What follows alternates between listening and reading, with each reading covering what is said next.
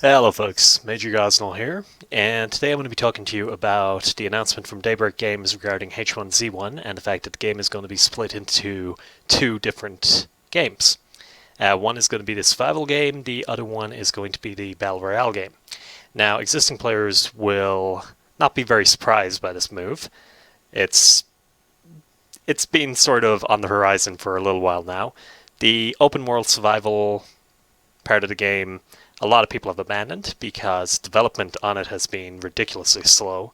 And with the exception of new zombie types, two new buildings, and a lot of skins, the game hasn't really developed mechanics wise at all in the course of the year that the game has been out. Now, there is the Battle Royale section, which, as far as I'm concerned, is the main part of the game for me. It's what I've played the most. Battle Royale, you parachute in and it's last man standing, basically. And most of the gamers have gone to Battle Royale. It's always full. It hasn't really been developed a lot. However, there has been more of a focus on that than on the survival mode.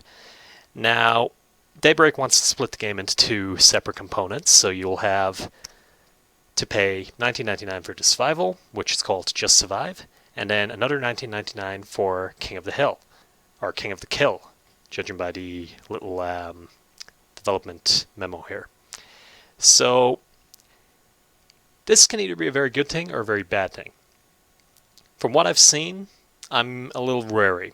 I think this move, while I'm not overly surprised by it, I think it's kind of scary for early access because I bought an early access game on the promise that it was going to be a zombie survival game.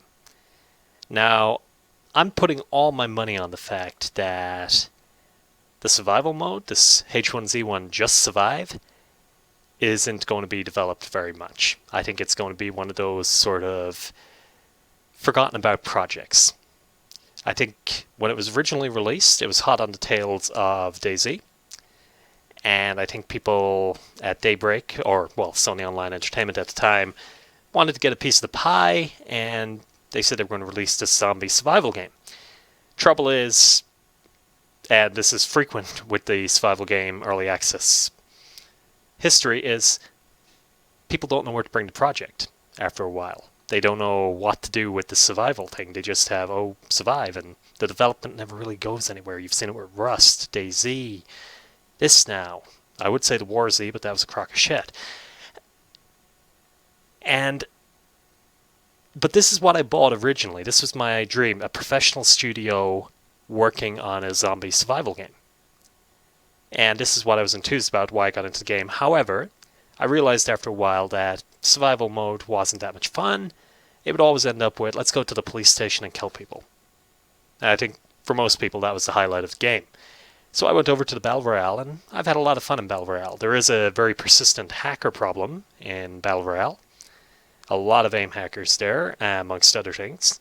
And I do believe that while it's flawed, the base mechanics of that game are surprisingly good fun. And it has been developed a little bit over time. And the skins and stuff is a good little addition. I know they're kind of controversial with a lot of the players, but I think it's been a good sort of effort on the Battle Royale side. It makes the game a little more fun, and there has been some nice little updates with that. However, for Daybreak to split the game into two separate components, one, for new buyers, who'll have to buy both versions, the existing players will have access to both already, it means they have to pay twice as much for the experience, depending on what they want to go for, so on and so forth. And it also means that the development of the game... Now, I don't know how big Daybreak Games is. I'm assuming it's a fairly large studio, but they're going to be splitting their development team in two. Now, it won't be all of their teams, because obviously there's going to be crossover between survival and the Battle Royale system. But at the same time, I'm curious where the resources are going to go on this development of the games. Are they going to put everything towards Battle Royale, which is clearly the more popular one, and screw survival over? Or are they going to skeleton crew on both ones and have the games in early access for the foreseeable future? Or will they just focus on Survive, which I don't think is going to happen because Survive is dying on its ass right now.